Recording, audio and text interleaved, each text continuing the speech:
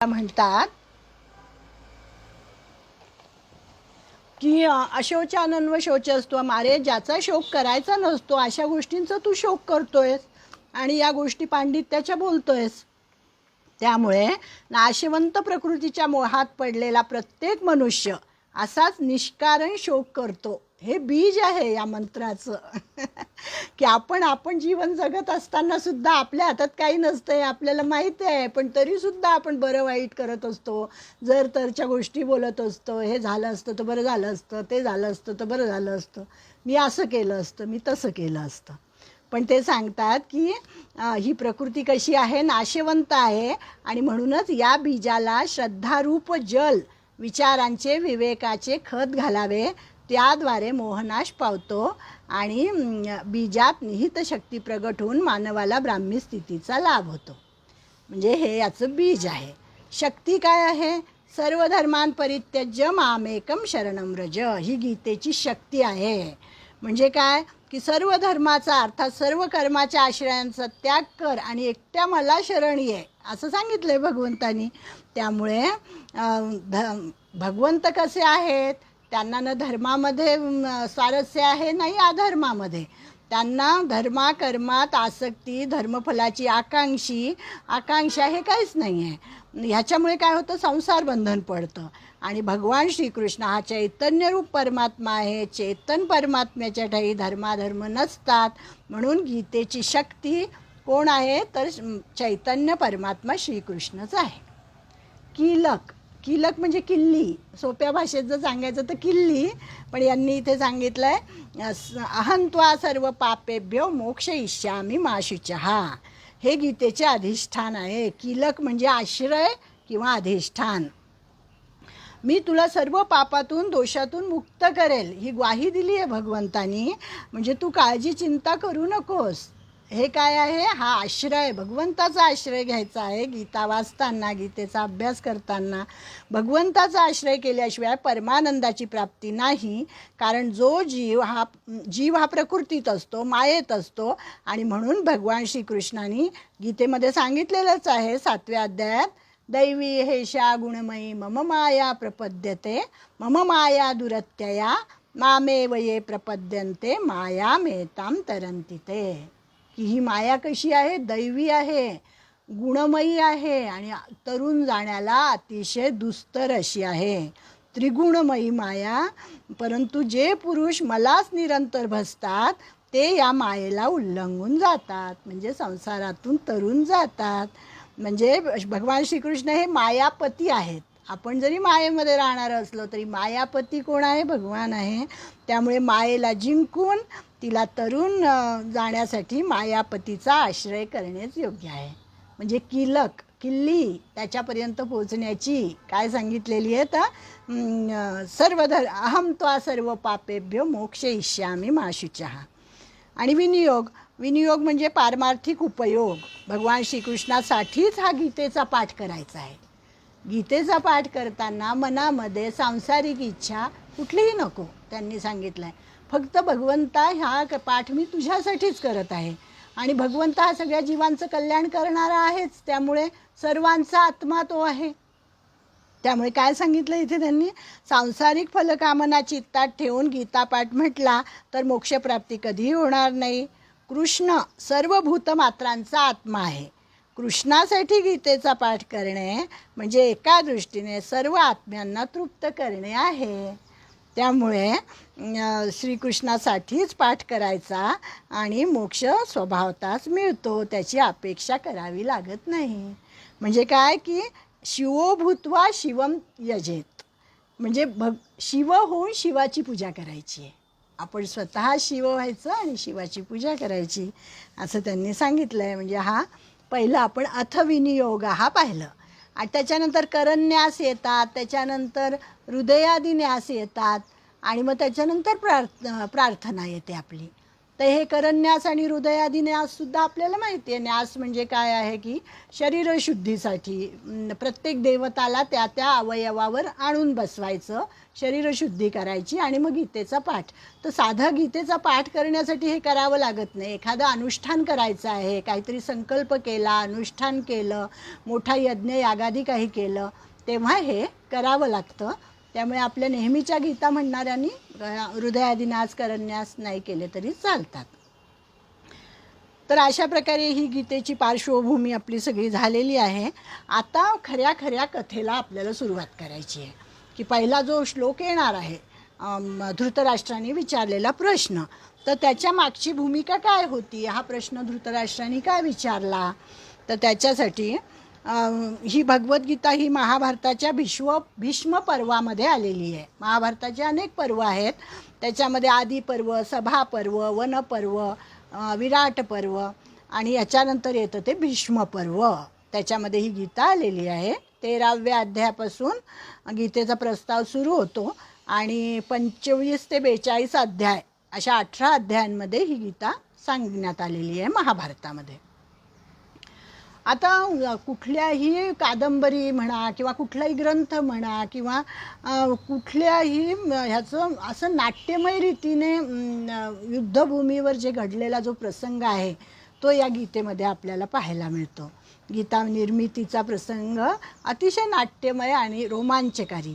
जगातल्या कोणत्याही तत्त्वज्ञानाचा जन्म अशा नाट्यमय प्रसंगात झालेला नाही आहे. ते म्हणतात की महाभारताच्या उद्योग पर्वामध्ये पांडवांना त्यांचे वडिलोपार्जित राज्य मिळावे म्हणून भगवान श्रीकृष्णांनी शिष्टाई केली. हे आपल्याला सगळ्यांना कथा माहिती आहे. पण दुर्योधनाने, जो दुराग्रही होता दुर्योधन, मी काहीही तुम्हाला देणार नाही, त्यामुळे श्रीकृष्णाच्या शिष्टाईला काही यश आलं नाही.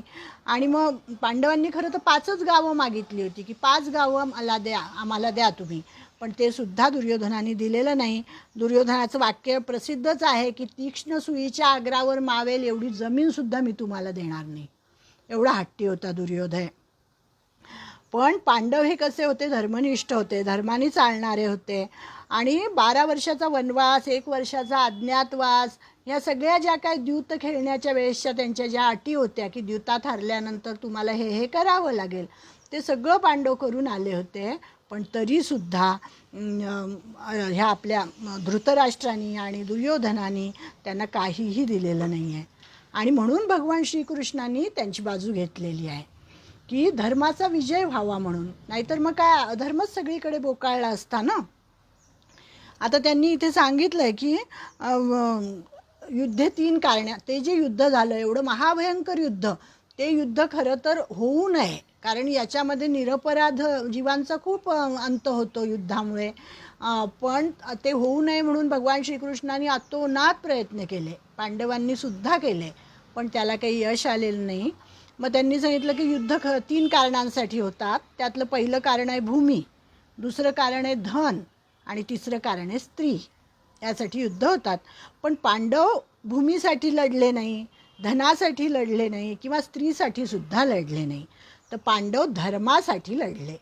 म्हणजे गीतेचा पाया धर्म हा आहे. धर्म म्हणजे सुरुवातवर धर्मक्षेत्रे कुरुक्षेत्रे या श्लोकांनी झालेली आहे आणि शेवटसुद्धा यत्र योगेश्वर कृष्ण तत्र पार्थो धनुर्धरा, त्याच्यामध्ये धर्म नीती हे सगळं आलेलं आहे. म्हणजे पहिला श्लोक आणि शेवटचा श्लोक म्हणजे उपक्रम आणि उपसंहार जे आपण बघितलं संबंध त्या दोघांचा, तर ते गीतेमध्ये धर्म या शब्दाभोवतीच ते वर्तुळ पूर्ण झालेलं आहे. म्हणजे द्रौपदीचा आत्मसन्मानासाठी त्यांनी युद्ध केलेलं आहे पांडवांनी. दुसऱ्याची भूमी लुबाडावी, त्यांचीच भूमी होती ना, त्यांचंच धन होतं ते वडिलोपार्जित, त्याच्यासाठी काही त्यांनी दुसऱ्याचं लुबाडण्यासाठी म्हणून काही केलेलं नाही आहे. त्यांनी खरं तर वचनही पाळलं, वनवासही सोसला. आता त्यांना त्यांचं राज्य मिळायला पाहिजे होतं, परंतु ते काही मिळालेलं नाही. मग तो जो सदाचार आहे, ती जी नीती आहे, ती या जीवनामध्ये शिल्लक राहिली पाहिजे, जगापुढे आदर्श उदाहरण निर्माण झालं पाहिजे, म्हणून भगवंताचा अवतार आहे. आणि म्हणून ते म्हणतात यदा यदा हि धर्मस्य ग्लानिर्भवती भारत, की जेव्हा जेव्हा धर्माला ग्लानी येते, अधर्माची प्रबलता होते, त्यावेळी मी स्वतःच्या रूपाला उत्पन्न करतो. आणि ते केलेलं आहे भगवंतानी साधूंचा उद्धार करण्यासाठी आणि दुष्ट कर्म करण्याचा नाश करण्यासाठी. हा भगवंताच्या अवताराचा हेतू आहे. आणि ज्यावेळी एकनाथ महाराज सुद्धा तेच म्हणतात की ज्यावेळी धर्माची वाट मोडते, अधर्माची शीख चढते, अधर्म धर्मावर मात करू पाहतो, त्यावेळेला आम्हाला अवतार घ्यावा लागतो, असं यांच्या एकनाथांच्या वाङ्मयात पण त्यांनी म्हटलेलं आहे. म्हणजे द्यूताचा पण पाळल्यानंतरही पांडवांना राज्य मिळालं नाही, पांडवांच्या हक्कांचं जे आहे ते त्यांना मिळालं नाही, मग सदाचाराला अर्थच काय राहिला. म्हणून नीतीला, मूल्यांना, सत्याला, चांगलं जे आहे त्याला, शुभ, शुची, मानवता, ह्या सगळ्या गोष्टी टिकून राहाव्या म्हणून भगवंतानी हे केलेलं आहे. नाही तर मग काय झालं असतं, अनिती, अधर्म, अशुचिता, अपावित्र्य हेच सगळीकडे बोकाळलं असतं आणि काहीही अर्थ राहिला नसता जीवनाला. खरं तर आता मगाशीच बोलले तसं की युद्ध होऊ नये म्हणून पांडवांनी सर्वतोपरी प्रयत्न केला होता, भगवान श्रीकृष्णानेही प्रयत्न केलेला होता, परंतु विदुराने खूप प्रयत्न केला. विदुराने धृतराष्ट्रीला वेळोवेळी समजावून सांगितलेलं आहे की अरे राजा, तू पिता आहेस, पांडव तुझे पित्र आहेत, तू वृद्ध आहेस, ते बाल आहेत, ते तुझ्याशी सदैव पुत्राप्रमाणेच वागत आहेत, तेव्हा तू त्यांच्याशी पित्याप्रमाणे वाग, असा धृतराष्ट्राला वेळोवेळी सल्ला दिलेला आहे विदुराने.